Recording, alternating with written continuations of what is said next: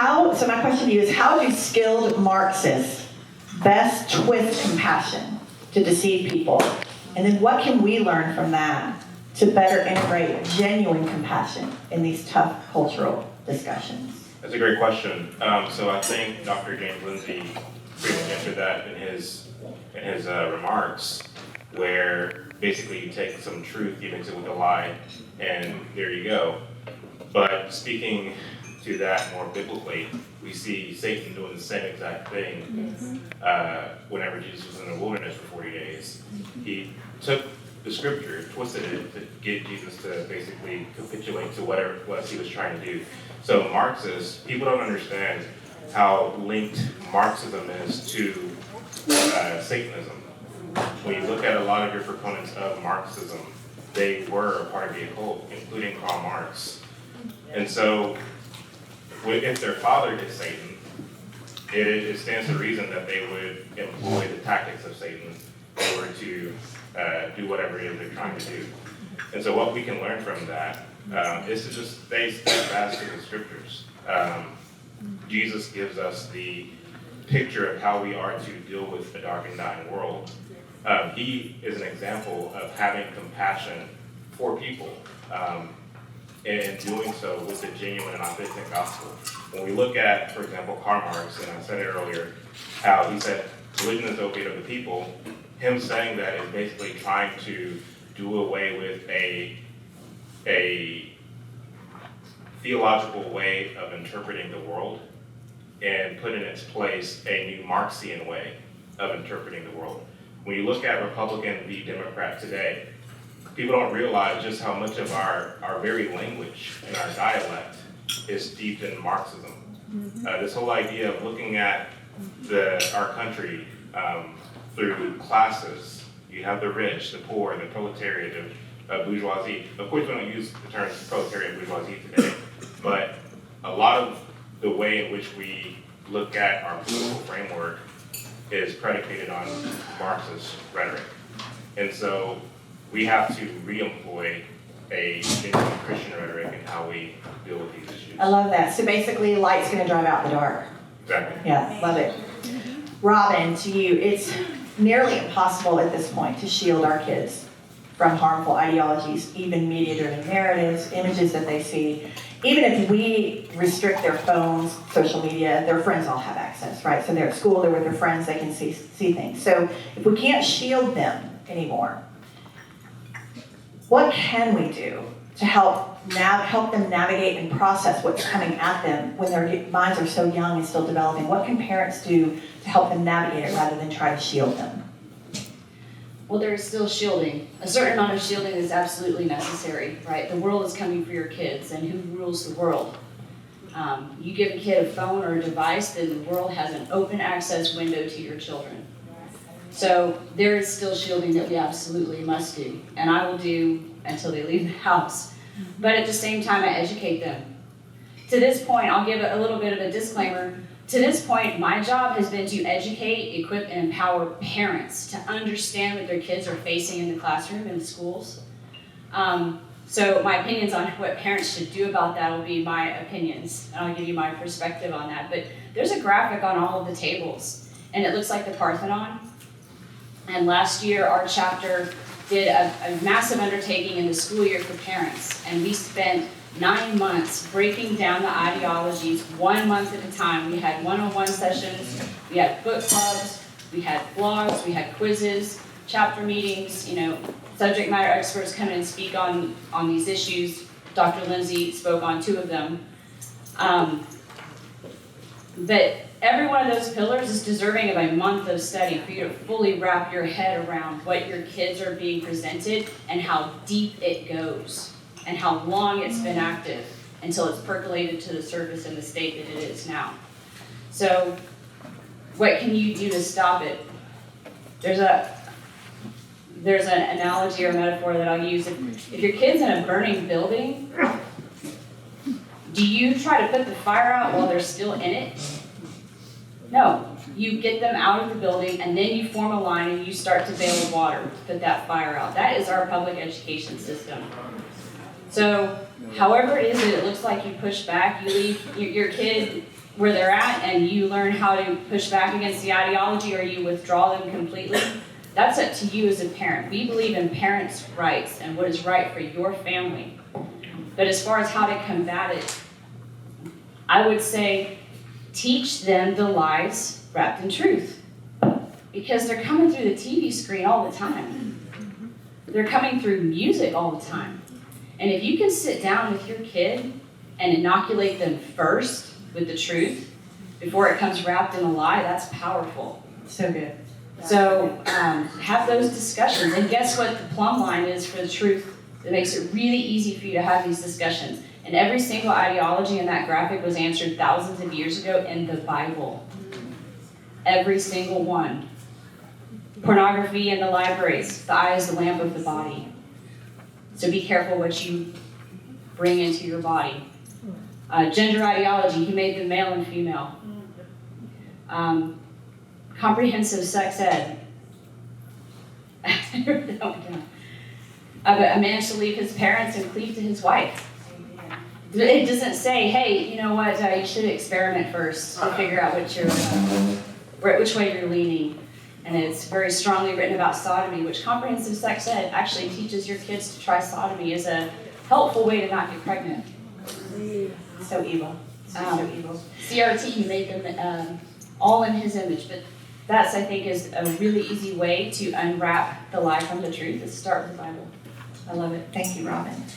Dr. Lindsay, I'm going to skip to a different question here for you. We, as parents, can you give us more of those telltale signs? You said the fist. What are some other ways we can identify Marxists that are influencing our kids? So the easiest way to actually tell whether or not your kids are under the influence of Marxists is you're going to have to do some homework. I'm sorry. It's a difficult time. Easy time's over. You have to learn a little bit of this. But like I said in my remarks, they operate on a script. You're going to start to recognize the patterns of language, the patterns of speech. In particular, you will notice that they say a lot of the same things all the time. They talk a lot more about being offended, or don't you think that's a little bit whatever-ist or phobic. This kind of language, inclusion, equity, diversity, this language is so embedded. In fact, after you get familiar with it, it becomes robotic. I have a hard time now reading the work that I read because it's the same thing over and over and over again. And I'm so frustrated that I'm like, how can people not realize that when they put this junk language in, that they're not, how do they not know they're dealing with Marxists at this point? Because they say the same things. It starts to sound very formulaic. You'll see a lot of what are called thought-terminating cliches in the academic literature where they shut you down. You say something like, Dad, that's racist. It's just meant to stop the conversation. It's not meant to have a discussion or get anything. It's just meant to stop the conversation. What you'll see is a lot of demands to renormalize or to change your behaviors to accommodate their beliefs, not who they happen to be, but that we locked into the identity politics because that's the mechanism that we primarily have. But these are the kinds of signs. Somebody becoming more intolerant, demanding that you change.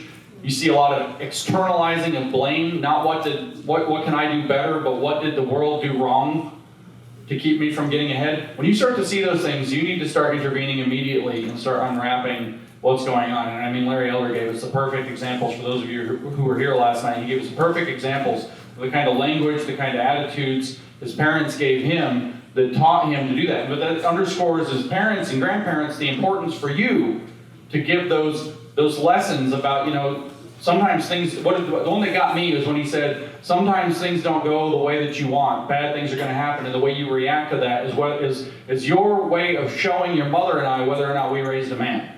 That's good. That's good. Teaching your kid that stuff is the perfect antidote.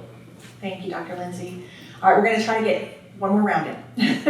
All right, Chad, question for you. With an administration that glamorizes government handouts, incentivizes diversity, equity, and inclusion, at least their interpretation of it, what types of arguments against Marxism penetrate best in the minority communities? So what kind of arguments, Marxist arguments penetrate the... How can we undo, a lot of this Marxism is rooted in a lot of these things, like glamorizing handouts, all of these kinds of things. Yeah. So if they're being seduced by that, how do we then have a better argument than they have? I understand the question. So Cato Institute did a study, I think in 2018, and what they found is that among all the ethnic groups in the country, Black Americans have a more favorable view of socialism and capitalism. And so, in my opinion, this is thanks to a lot of rhetoric shift that took place from the 60s to today that has so changed the psyche of many minority Americans, which is altogether different than the rhetoric of Booker T. Washington, who taught us to cast down your bucket where you are, to be industrious, nobody's gonna give it to you, it's all on you. I've been fortunate enough to be invited to a number of predominantly Black panels and interviews, and the message that I often drive home is the fact that most of the answers to the questions that we have are not a political answer.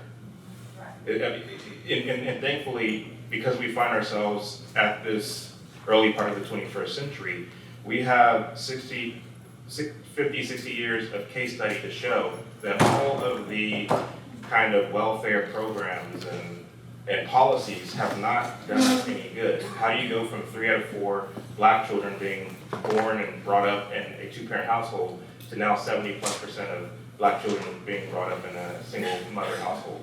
How do you go from this to that if not for a cultural shift? And so if we wish to get back to being the industrious, well-civilized, well-put-together, ambitious people that we had Booker T. Washington impacted positively, the only way we can do that is rather than looking to the government to resolve to be men and to be women of integrity. The top 5 wealthiest ethnic groups in America aren't even white. I think top of the list is Indian Americans and so on and so forth, and whites sit at number 5 or 9, somewhere in between. Wow, But that's interesting. yeah, so if we wish to get back to the old glory, as it were, the only way that you can do that is, first of all, getting back to Christ, and second of all, utilizing the resources and opportunities that we have in this country the same way as other ethnic groups do. Yeah, it's so good. And something Dr. Swain and I talk about privately a lot is that when you accept the idea that you are a victim, then you become your own oppressor. So that's been a line that seems to really penetrate. All right, do we have time for 2 more? Is that all right? We're right at 10 o'clock, so I don't want to run over on time, but I'd love to get 2 more questions in. If we can do it quickly. Yes, Sandy? Yeah, yes, okay, all right. All right, Robin, so can you give us quickly an idea of the hierarchy of how this is getting into the schools? Is it coming through the school unions? Is it coming through the school boards? Is it coming from somewhere else? Can you just give us an idea of who is the gatekeeper for this? I don't know there's a single gatekeeper. It's been a long march through all the institutions, as James talked about. And they've been percolating for a long time, especially with the arrival of the Frankfurt School at Columbia University. So they've been percolating and marching through the institutions, but the real shot in the arm where we got the IV injection into our school system was under Obama.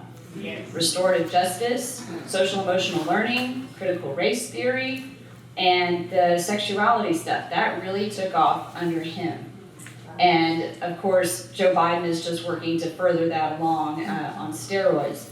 So it comes a lot from on high, from the DOE, from the federal level. And how do they do that? Money, right? The school systems are always talking about getting the federal dollars, the millions. And even in the local news this week, they're talking about, after the governor's state of the state, oh, our schools are underfunded. Are you kidding me? They are funded up to here, millions upon millions of dollars. What, to fund bureaucracy and ideology? And the question is, well, how do you stop it?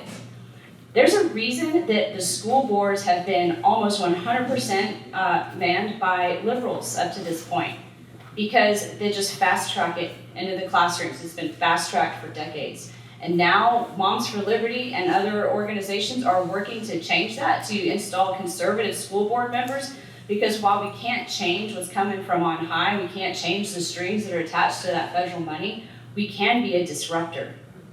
We can say, you know what, I want pornographic material out of the library. We can say that curriculum is toxic, and even though if we have a liberal commissioner of education in the state of Tennessee and you only get 10 curriculums to pick from and they're all bad, the school board can work to pick the least bad one. the school board can say, you know what, let's take the 20 minutes back from social emotional learning, like listening circles and privilege walks. Let's get it back to math class. Let's teach our kids to read, right? Those are all things that the school board can disrupt this flow from on high and all the various agendas, because even just in Tennessee, the educational industrial complex is a $1 billion industry. There are so many NGOs and people profiting, and the Gates Foundation is deep into this state.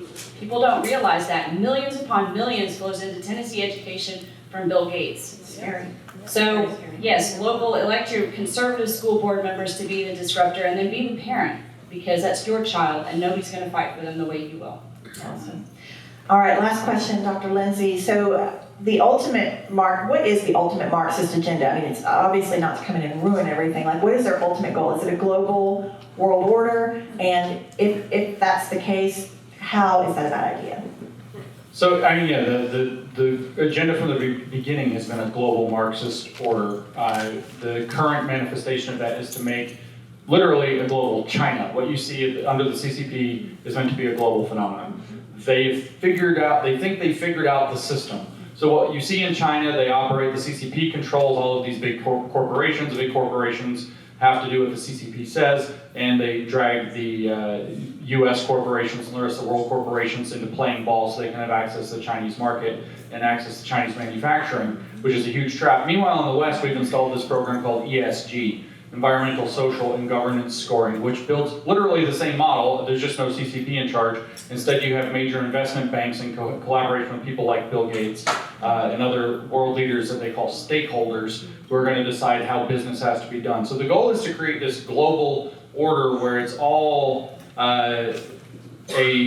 if you play ball with your social credit system, you do what the government tells you, then you get to participate in society, and if not, you're an enemy of the people and you get excluded from society. Why is it a bad thing? Because the truth is that it's a simple matter of data, frankly, not to sound like a dork, but the truth is that the problems that you solve in your life, you're the closest to them. Like Robin just said, you have the most investment in your children, you have the most investment in your property, you have the most investment in everything in your life. That's why they want to destroy property and family. You have the most investment in those things, and you will care for them like nobody else. So when you go from family to local government, you've already gone a step away. To state government, you've gone another step away. To national government, you've gone another step away. To global government, you're all the way away. You're as far away as you can possibly get. And so why is it a bad thing? Not just because the Marxist ideology will run us into ruin for certain, because they know how to conquer but don't know how to manage, but secondly, because they're so far away from the decisions that actually have to be made day by day, minute by minute, in order to solve the problems that really occur in life, that they can't solve those problems, no matter how good their AI is, no matter how smart Bill Gates thinks he is. They can't answer the questions that need to be answered from minute to minute. So it will definitely fail and kill millions. On that happy note, thank you so much, Dr. Lindsay, Robin.